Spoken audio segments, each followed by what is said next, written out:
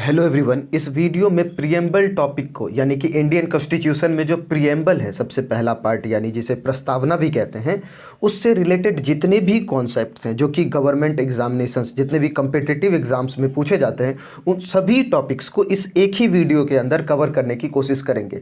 इसके बाद आप किसी भी क्वेश्चन प्रैक्टिस सेट से आप क्वेश्चन सॉल्व करने की कोशिश कर सकते हो, लेकिन ये जो वीडियो होगा इसमें आप कह सकते हैं कि प्रिएम्बल का रामबाण वीडियो होगा, जिसमें प्रिएम्बल यानी कि प्रस्तावना जो है इंडियन कॉन्स्टिट्यूशन को उसके हर एक टॉपिक को अच्छे तरीके से क्लियर करते हुए चलेंगे। तो चलिए इसकी स्टार्टिंग करते हैं। हेलो एवरीवन, मेरा नाम है आयुष और आप सभी का स्वागत है science by Ayush sir YouTube channel पर। ठीक है, तो आइए सबसे पहले जो प्रिएम्बल है इसके बारे में थोड़ा जानने की कोशिश करते हैं। ये जो प्रिएम्बल है ये है क्या चीज़? तो जब term preamble refers to the introduction और प्रीफेस टू द कॉन्स्टिट्यूशन, जैसे आप किसी भी बुक को पढ़ते हो तो उसके पीछे सबसे पहला पेज जो आता है जो हमें ये बताता है कि इसके अंदर जो चीज़ें प्रेजेंट है या उस बुक के अंदर जो भी चीज़ें लिखी हुई है वो किस पर आधारित है, उसके बारे में एक शॉर्ट इंट्रोडक्शन देने की बात करें तो यह इसी तरीके का काम करता है प्रिएम्बल। जो हमारा कॉन्स्टिट्यूशन ऑफ इंडिया है यानी कि जो संविधान है उसका एक बेसिक इंट्रोडक्शन देने का काम करता है प्रिएम्बल। तो प्रिएम्बल का मतलब हो सकता है इंट्रोडक्शन और प्रीफेस टू द कॉन्स्टिट्यूशन। ठीक है, इसके बाद जो जो प्रिएम्बल है इसके अंदर है क्या चीज़? The preamble contains the ideals and aspirations of the people. It is key to open the mind of the constitution makers. मतलब ये जो प्रिएम्बल है यानी कि जिसे आप कहते हैं प्रस्तावना या फिर इंट्रोडक्शन और preface of the constitution, actual में इसके अंदर क्या चीज़ें प्रेजेंट है? इसके अंदर कह सकते हैं कि जो संविधान बनाया गया था वो तो लोगों के लिए बनाया गया था कि यहाँ पर इस भारत देश के अंदर जितने भी लोग जितने भी स्टेट में रहने वाले सभी लोग हैं वो किस तरीके से काम करेगा। ठीक है, इसके अंदर अगर सरकार बनेगी तो वो किस तरीके से लोगों के लिए काम करेगी। ठीक है, लोगों के क्या राइट्स होंगे। तो आप ये कह सकते हैं जो प्रिएम्बल है इसके अंदर जो लोग हैं, जो इस भारत देश के अंदर जितने भी लोग रहने वाले हैं, इन सभी के आइडियल्स, उनके क्या किस तरीके का देश होना चाहिए, किस तरीके से वो चलना चाहिए, तो उसके आइडियल्स और एस्पिरेशंस जो हैं वो इस प्रिएम्बल में प्रेजेंट है। और क्या कह सकते हैं आप? ये कह सकते हैं कि जो भी कॉन्स्टिट्यूशन मेकर्स थे, मतलब जिन्होंने भी संविधान के अंदर अलग अलग आर्टिकल्स बनाए, जो भी सोचकर उन्होंने बनाए, उसको उसका एक माइंड, मतलब आप कह सकते हो एक की है कि आप जो कुछ भी बनाएंगे इसी को देखते हुए बनाएंगे। मतलब जो प्रिएम्बल है वो उसमें जो कुछ भी बेसिक उसमें लिखे हुए उसके अकॉर्डिंग ही आपको संविधान बनाना है। तो आप बोल सकते हैं कि यह एक जो है कॉन्स्टिट्यूशन मेकर्स के लिए भी बहुत इंपॉर्टेंट चीज़ें हैं जिसको ध्यान में रखते हुए जितने भी कानून हैं वो बनाए जाएंगे। तो ये काम करता है प्रिएम्बल। ठीक है, इसके बाद अब बात करें कि ये जो प्रिएम्बल है ये कहता क्या है। It states the objects which the constitution seeks to establish and promote. मतलब कि जो भी आप कॉन्स्टिट्यूशन उस बुक के अंदर, कॉन्स्टिट्यूशन ऑफ इंडिया के अंदर जो भी लॉज, जो भी आर्टिकल्स लिखेंगे, जो भी शेड्यूल्स होंगे, ठीक है, उन सभी में एक काम जरूर होगा कि जो भी इस आप प्रिएम्बल में लिखा है, जो भी ऑब्जेक्टिव्स प्रिएम्बल में लिखे हैं उसी को इस्टेब्लिश अच्छे तरीके से और बेहतरीन तरीके से एक्सप्लेन करते हुए लिखना है और साथ में इसे प्रमोट करना है। यानी कि इसके अंदर जैसे अगर इक्वलिटी की बात की गई है तो इक्वलिटी के लिए किस तरीके से कौन कौन से आर्टिकल्स होने चाहिए वो इस पर ही बेस्ड होने चाहिए। ठीक है, अगर सेक्युलर की बात कर रहे हैं तो सेक्युलर से रिलेटेड क्या क्या चीज़ें होनी चाहिए वो आर्टिकल्स इसी, ये जो आपका इंट्रोडक्शन है, ये जो आपका प्रिएम्बल है एक्चुअल में इसी के बेसिस पर, ठीक है, इसी के बेसिस पर जो कॉन्स्टिट्यूशन के अंदर अलग अलग आर्टिकल्स हैं वो बनाना है। और वो जो आर्टिकल्स है वो एक्चुअल में उसका काम होना चाहिए कि वो इस्टेब्लिश करे। इस्टेब्लिश मतलब जो कुछ भी इस प्रिएम्बल में लिखा है उससे और बेहतर तरीके से लिखने की कोशिश करे और साथ में इसे प्रमोट करने का भी काम करे। ठीक है, दूसरी बात, it also aids the legal interpretation of the constitution. यानी कि संविधान में अगर कोई आर्टिकल लिखा है तो उसे हमेशा प्रिएम्बल से जोड़कर देखना चाहिए। ठीक है, क्या उसकी जो बातें हैं, क्या वो प्रिएम्बल में जो बातें हैं क्या दोनों सेम है? ठीक है, ऐसा तो नहीं है कि जो संविधान में जो आर्टिकल है वो प्रिएम्बल में लिखे बातों को वायलेट करता है, ठीक है, उसका उल्लंघन करता है, ऐसा तो नहीं है। तो जो भी कुछ भी संविधान में लिखा होना चाहिए वो बिल्कुल इस प्रिएम्बल से निकल कर आना चाहिए, मतलब प्रियम्बल की बातें और उसकी बातों में मैच होना चाहिए, ठीक है। तो ये बातें हैं प्रियम्बल के अंदर, इतना ज़्यादा इम्पोर्टेंस है प्रियम्बल का, ठीक है। अब आगे देखते हैं, अगर आगे की बात करें, ठीक है, तो आगे देखिए, the preamble to the Indian Constitution is based on the objective resolutions drafted and moved by Jawaharlal Nehru and adopted by the Constituent Assembly। हमेशा याद रखेंगे, ये जो आपका प्रियम्बल है, जिसे आप कहते हो इंट्रोडक्शन और प्रीफेस ऑफ द कॉन्स्टिट्यूशन, ये किस पर बेस्ड है? तो ये जवाहरलाल नेहरू ने एक बनाया था ऑब्जेक्टिव्स रिजोल्यूशन, ठीक है, उसी पर बेस्ड है आपका प्रियम्बल इंडियन कॉन्स्टिट्यूशन का, ठीक, जिसे कि जवाहरलाल नेहरू ने ड्राफ्ट किया था और फिर इसे कॉन्स्टिट्यूशनल असेंबली ने अडॉप्ट भी कर लिया था। तो याद रखेंगे कि जो इंडियन कॉन्स्टिट्यूशन का प्रियम्बल है वो किस पर बेस्ड है? तो वो है जवाहरलाल नेहरू के ऑब्जेक्टिव रिजोल्यूशंस के पर बेस्ड होगा, ठीक है, इस बात को भी ध्यान रखना है। चलिए आगे चलते हैं।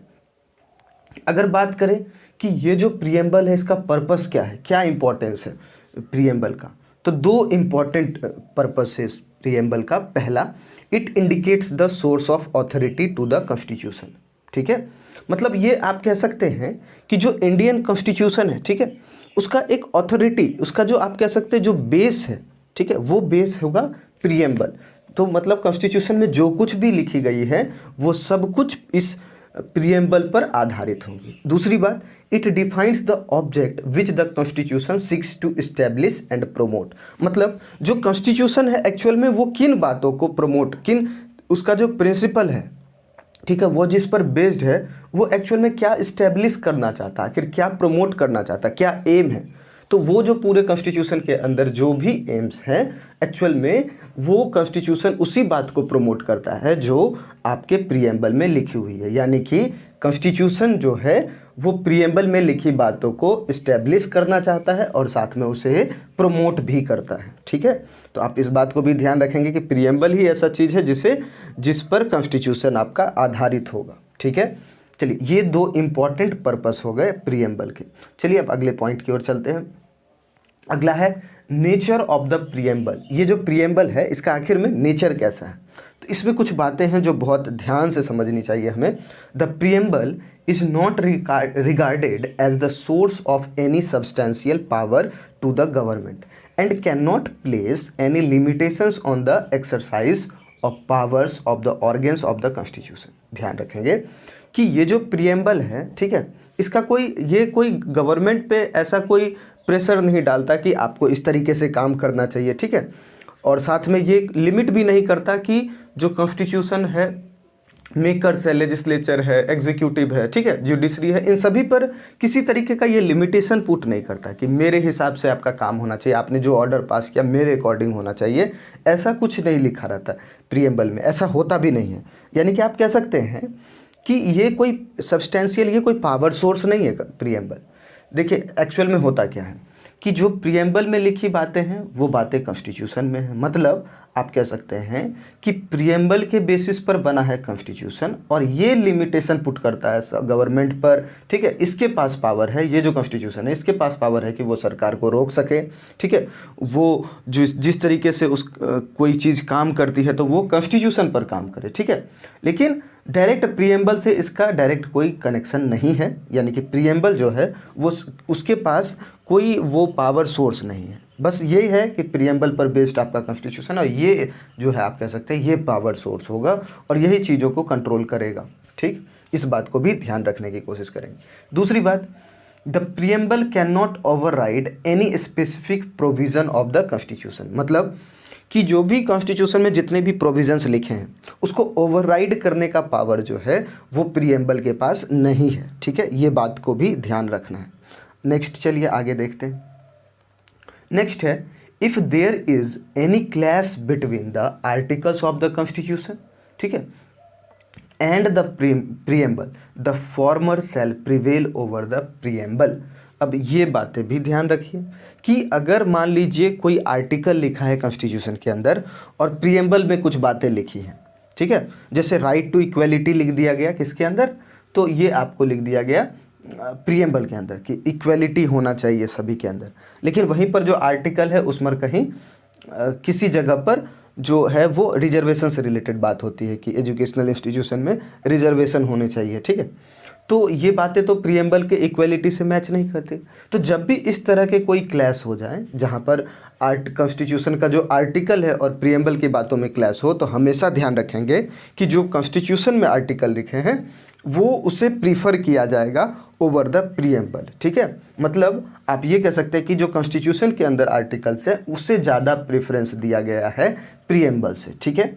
अगली बात समझिए, according to Supreme Court if there is any ambiguity surrounding an article of the constitution then some assistance can be taken from the preamble. मतलब कि सुप्रीम कोर्ट के अकॉर्डिंग है, अगर कोई भी ऐसा कॉन्स्टिट्यूशन में आर्टिकल लिखा है जहाँ पर बातें क्लियर नहीं हो रही है, क्लैरिफाई नहीं हो रही है कि ये जो टर्म लिखा गया है वो किसके रिस्पेक्ट में है, ये किस तरीके से लिखा गया है, तो वहाँ पर ये सुप्रीम कोर्ट ने कहा कि जब ऐसा सिचुएशन आ जाए कि जहाँ पर आर्टिकल्स की बातें क्लियर ना हो, उसमें कुछ एम्बिग्विटी हो, एम्बिग्विटी मतलब होता है कि जब कोई चीज़ लिखा हो वो पूरा क्लियर नहीं हो कि वो किस रिस्पेक्ट में लिखा गया है, उसका मतलब क्या है, तब वहाँ पर जो आप कह सकते हैं जो भी कॉन्स्टिट्यूशन के आर्टिकल है उसे हमेशा प्रीएम्बल के साथ कनेक्ट कर कर देखा जाएगा। मतलब आप कह सकते हैं कि उस सिचुएशन में जो प्रीएम्बल है वो उसका इम्पॉर्टेंट रोल हो जाएगा और उस आर्टिकल को प्रीएम्बल के साथ जोड़कर तब उसके मतलब को समझने की कोशिश की जाएगी, ठीक है। In such cases the interpretation that fits the preamble may be preferred. मतलब अगर ऐसा सिचुएशन आ जाए कि कोई भी आर्टिकल जो है कॉन्स्टिट्यूशन के अंदर, ठीक है, वो एम्बिगुअस है, उसकी बातें क्लैरिफाई नहीं हो पा रही, तो उस सिचुएशन में जो प्रीएम्बल है, ठीक है, जो प्रीएम्बल के साथ मिलकर फिट बैठेंगी उसी इंटरप्रिटेशन को, उसी बातों को प्रीफर किया जाएगा। मतलब प्रीएम्बल से जोड़कर उसके बातों को देखी जाएगी, ठीक है। इस बात को भी ध्यान रखना है। चलिए अगले पॉइंट को देखते हैं।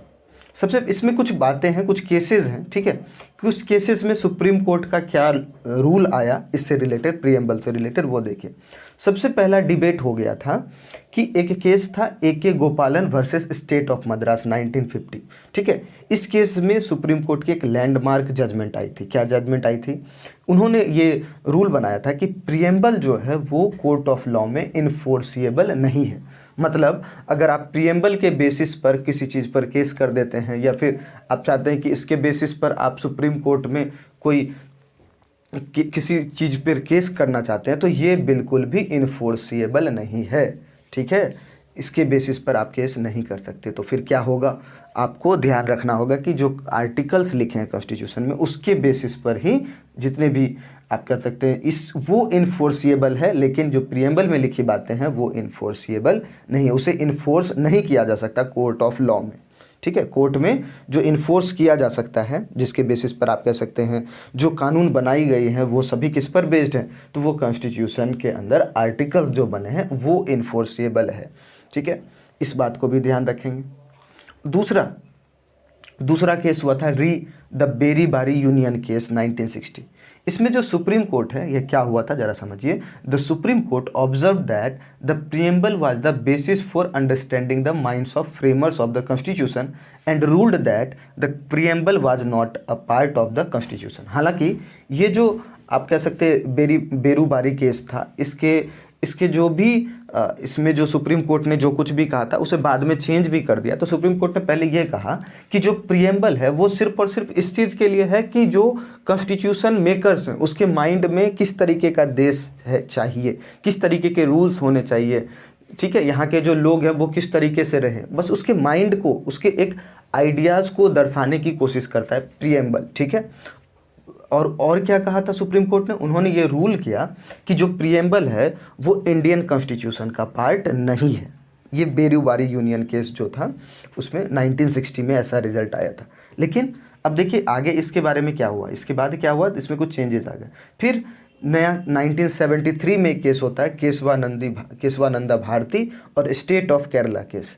इसमें सुप्रीम कोर्ट ने अपने पुराने ओपिनियन को रिजेक्ट कर दिया और वहाँ पर हेल्ड किया, वहाँ पर उन्होंने बता दिया कि preamble was a part of constitution. इसके बाद से अब यही माना जाता है कि जो प्रीएम्बल है वो इंडियन कॉन्स्टिट्यूशन का ही एक पार्ट है, ठीक है।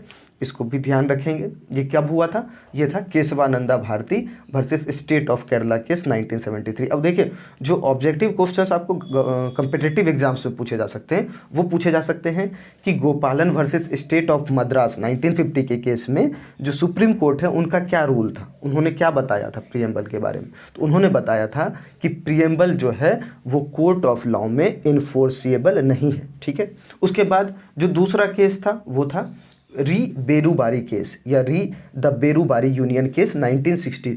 इसमें सुप्रीम कोर्ट ने ये रूल किया कि जो प्रियम्बल है वो कॉन्स्टिट्यूशन का पार्ट नहीं है। लेकिन बाद में जब 1973 आता है, 1973 में केशवानंदा भारती और स्टेट ऑफ केरला केस है, उसमें सुप्रीम कोर्ट ने अपने अर्लियर ओपिनियन को चेंज कर दिया और उन्होंने कहा दिया कि जो प्रियम्बल है वो कॉन्स्टिट्यूशन का ही पार्ट माना जाएगा, ठीक है।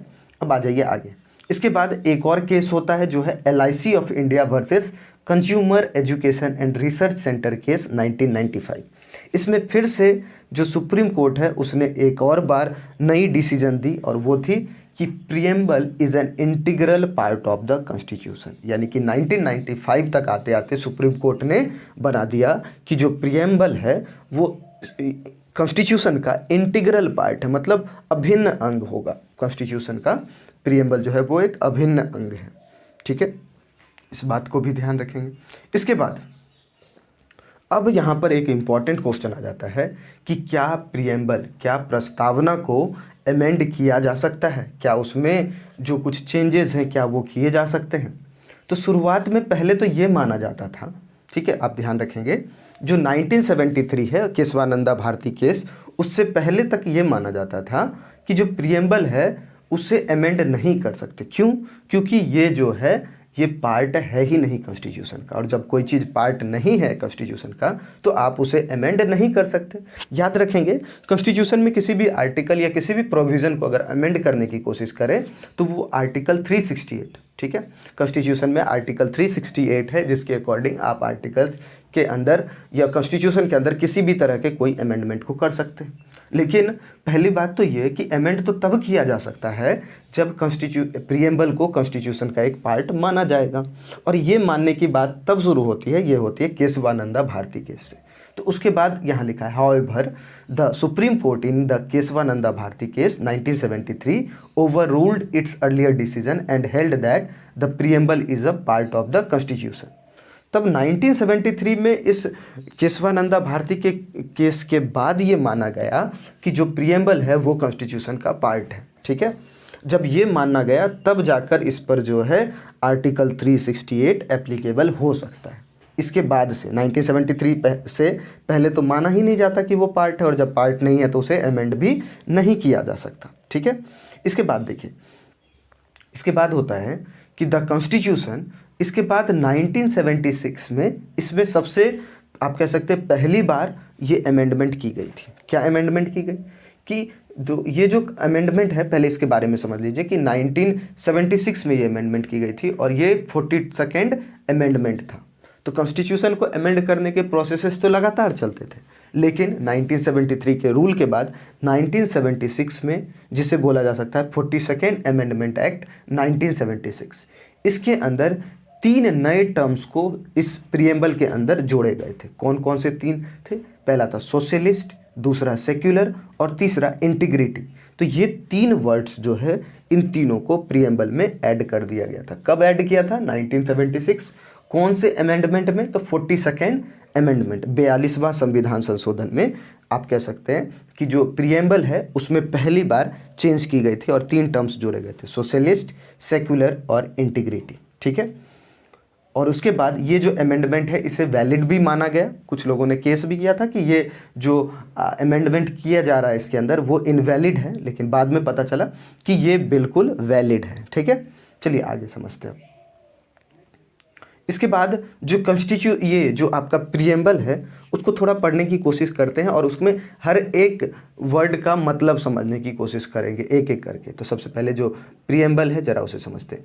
देखिए, we the people of India having solemnly resolved to constitute India into a sovereign socialist secular democratic republic and to secure to all its citizens justice, social, economic and political, liberty of thought, expression, belief, faith and worship, equality of status and of opportunity, and to promote among them all fraternity, assuring the dignity of the individual and the unity and integrity of the nation।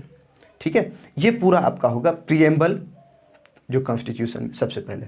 और इसके बारे में कुछ बातें और हैं। In our constituent assembly this 26 day of November, ठीक है, 1949 do hereby adopt enact and give to ourselves this constitution. ये जो कॉन्स्टिट्यूशन है ये कब अडॉप्ट और इनएक्ट किया गया था? तो ये था 26 नवंबर 1949। ठीक है, याद रखेंगे ये डेट को, 26 नवंबर 1949 को ये जो प्रिएम्बल है, ठीक है, प्रिएम्बल और इसके साथ जितने भी कॉन्स्टिट्यूशन थे वो तभी अडॉप्ट भी किया गया था और इनेक्ट भी किया गया था। ठीक है, अब चलिए इसमें एक एक वर्ड्स जो है, एक एक पूरा आप कह सकते हैं कि जो इंपॉर्टेंट पॉइंट्स होंगे उनको समझने की कोशिश करते हैं। सबसे पहले we the people of India. ठीक है, we the people of India, इसका क्या मतलब होगा? इसका मतलब होगा the constitution has been drawn up and enacted by the people through their representatives and not handed down to them by a king or outside powers. मतलब ये जो कॉन्स्टिट्यूशन है ये बताता है कि जो भी रूलर होगा वो लोगों के द्वारा ही इलेक्टेड होंगे। ठीक है, वो मतलब जो भी रूल करेगा, जो भी गवर्नमेंट आएगी उसके अंदर वो जो गवर्नमेंट है वो सब यहाँ के रहने वाले लोगों के रिप्रेजेंटेटिव्स, लोग पहले सेलेक्ट करेंगे अपने रिप्रेजेंटेटिव्स को और वही जो है गवर्नमेंट होंगी और वही रूल करेंगे इसके ऊपर। ठीक है, यहाँ पर कोई किंग नहीं होगा, कोई आउटसाइड पावर्स इसे सेलेक्ट नहीं करेंगी। जो भी कुछ गवर्नमेंट बनेगी वो सबका मेन पावर जो होगा वो लोगों के पास ही होगा। इसलिए बोला गया we the people of India, मतलब जो लोग हैं वही अपना रिप्रेजेंटेटिव सेलेक्ट करेंगे और वही रिप्रेजेंटेटिव का काम होगा कि वो पूरा गवर्नमेंट का काम करे। ठीक है, ना कि ऐसा नहीं होगा कि कोई किंग हो या कोई आउटसाइड पावर्स जो होंगे वो रूल करेंगे। ठीक है, ये पहली बात हो गई we the people of India का क्या मतलब है। इसके बाद सोवरेन, एक टर्म आता है प्रिएम्बल के अंदर सोवरेन। सोवरेन का मतलब क्या हो जाता है? सोवरेन का मतलब होता है people have supreme right to make decisions on internal as well as external matters. मतलब जो भी डिसीजंस होंगे, ठीक है, जितने भी चाहे एक्सटर्नल मैटर्स पर हो, किसी देश से रिलेटेड, आप कह सकते हैं इंटरनेशनल रिलेशन से रिलेटेड, या फिर इंटरनल जितने भी डिसीजंस बनाने हो, वो सभी पावर, वो सभी डिसीजंस जो है वो लेने का सुप्रीम राइट जो है वो पीपल के पास है। तो पीपल डायरेक्टली इसमें इन्वॉल्व नहीं होते, वो अपने रिप्रेजेंटेटिव को सेलेक्ट कर देते हैं जिसका काम होता है इंटरनल और एक्सटर्नल मैटर्स पर ध्यान देने का। ठीक है, जो कि आप कह सकते हैं जो गवर्नमेंट में रहते हैं, जो भी इलेक्ट किया जाता है, जो रिप्रेजेंटेटिव्स होते हैं और वही बनाते हैं डिसीजंस। तो एक्चुअल में आप कह सकते हैं कि जो यहाँ के लोग हैं वही इंटरनल और एक्सटर्नल मैटर्स पर जितने भी डिसीजंस है वो लेने का काम करते हैं। ये होता है सोवरेन का मतलब। सोवरेन का मतलब हो गया कि जो लोग हैं उसी के पास सुप्रीम राइट है कि वो किस तरीके का इंटरनल मैटर्स हो या एक्सटर्नल मैटर्स हो उस पर किस तरीके के वो डिसीजंस लेने वाले हैं। ठीक है, चलिए इसके बाद सोवरेन के बाद आ जाता है सोशलिस्ट। सोशलिस्ट का मतलब क्या होता है? इसका मतलब होता है wealth is generated socially and should be shared equally by society. मतलब सोशली जितना भी पैसा जमा किया जा सकता है, जितना भी जनरेट किया जाता है, ये जो है सोसाइटी में इक्वली शेयर किया जाना चाहिए। Government should regulate the ownership of land and industry to reduce socio economic inequality. Socialist का मतलब है कि जो गवर्नमेंट है वो सभी लैंड को, ठीक है, जितने भी ज़मीन है, उसके बाद जितने भी इंडस्ट्रीज हैं उस सभी को रेगुलेट कौन करे? तो इन सभी को रेगुलेट करे गवर्नमेंट, यानी कि गवर्नमेंट के हाथों में हो इन सभी चीज़ और वो अपने हिसाब से इन सभी को इक्वली शेयर करे हर एक सोसाइटी में, ठीक है, हर एक मेंबर्स को, ताकि जो ये सोशियो इकोनॉमिक इनइक्वालिटीज़ है वो कम हो सके। तो सोशलिस्ट का मतलब होता है कि सब कुछ कंट्रोल में किसके होना चाहिए? तो सब कुछ गवर्नमेंट कंट्रोल्ड होना चाहिए और यही गवर्नमेंट उस रिसोर्सेज को, पहले तो सब कुछ गवर्नमेंट कंट्रोल्ड है, फिर रिसोर्सेज को अलग अलग सेक्शन में सोसाइटी के अलग अलग पार्ट्स में खुद ही वो डिस्ट्रीब्यूट करे, अच्छे तरीके से शेयर करे, ताकि कहीं पर भी इनइक्वालिटीज़ ना रह जाए। ठीक है, ये होता है सोशलिस्ट का मतलब। इसके बाद आ जाइए, इसके बाद है सेक्युलर। सेक्युलर का मतलब क्या होता है?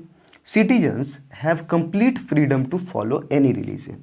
मतलब जो सिटीजन्स होंगे वो किसी भी धर्म को मानने वाले हो सकते हैं, ठीक है। There is no official reason, इसीलिए ऐसा बोला जाता है कि इंडिया में कोई ऑफिशियल रिलीजन, कोई ऑफिशियल धर्म नहीं है कि हिंदू धर्म ही होगा, कोई मुस्लिम धर्म ही होगा, सिख। यहाँ पर लोगों को ये अधिकार है कि वो किसी भी धर्म को वो मान सकते हैं, उनके ऊपर कोई भी कानूनी कार्रवाई नहीं हो सकती।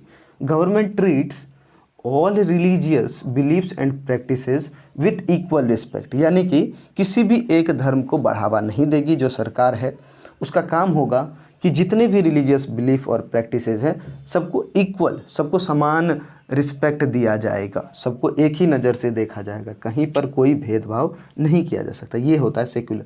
सेक्युलर मतलब आप कह सकते हैं कि किसी भी धर्म को मानने की आज़ादी, ठीक है, ये होता है सेक्युलर।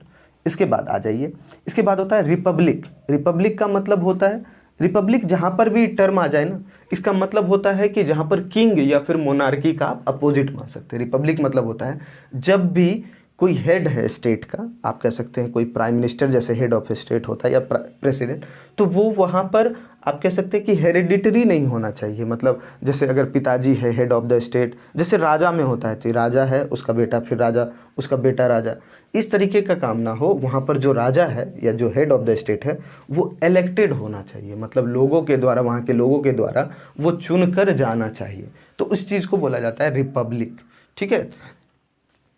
तो इंडिया जो है वो एक रिपब्लिक कंट्री होना चाहिए और यहाँ पर जो हेड है वो लोगों के द्वारा ही इलेक्ट कर जाते हैं, ठीक है। इस बात को भी समझे। इसके बाद जस्टिस। जस्टिस टर्म का क्या मतलब है?